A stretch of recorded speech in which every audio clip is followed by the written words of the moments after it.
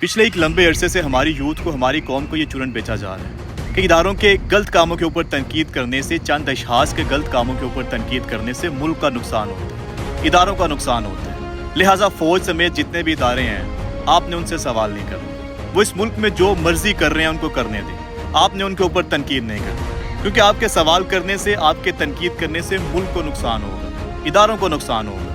وہ چاہیں تو اس ملک کے 2 ٹکڑے کر دیں، آپ نے سوال نہیں کرنا۔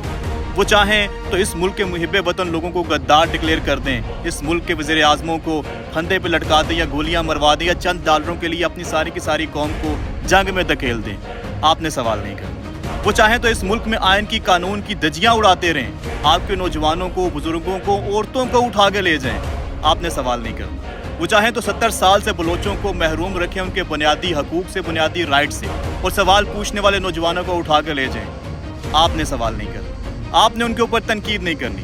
وہ چاہیں تو ہر سولین ادارے کے اوپر ریٹائرڈ ججز کو بٹھا دیں، ریٹائرڈ جرنیل کو بٹھا دیں، آپ نے سوال نہیں کرنا۔ آپ کے ٹیکس کے پیسے لے کے انہی کے اوپر پھر اربوں کے کاروبار کرنا شروع کرتے ہیں، پر انہیں ملک پراپرٹیاں بنانا شروع کرتے ہیں، ریٹائرمنٹ کے بعد اس ملک میں رہنا پسند نہ کریں، آپ نے سوال نہیں کرنا۔ ریٹائرمنٹ کے بعد بیرون ملک اربوں کے جزیرے نکل آئیں، پراپرٹیاں نکل آئیں، آپ نے سوال نہیں کرنا۔ جس بندے کا کام دہشت گردی روکنا ہے، سیکیورٹی کو دیکھنا ہے، وہ اپنے کام چھوڑ کے ہر دوسرے کام میں ٹانگ اڑائے، آپ نے سوال نہیں کرنا، آپ نے تنقید نہیں کرنی، کیونکہ آپ کے سوال کرنے سے، آپ کی تنقید کرنے سے اداروں کو نقصان ہوتا ہے، ملک کو نقصان ہوتا ہے۔ لیکن ہاں، پچھلے 75 سال سے یہ جو کچھ کر رہے ہیں، اس سے ملک کا نقصان نہیں ہوتا۔ اداروں کے اوپر کرپٹ افسران کو بٹھا دینے سے، اپنے بندے لگا دینے سے، کاروبار کر لینے سے ملک کا، اداروں کا نقصان نہیں ہوتا۔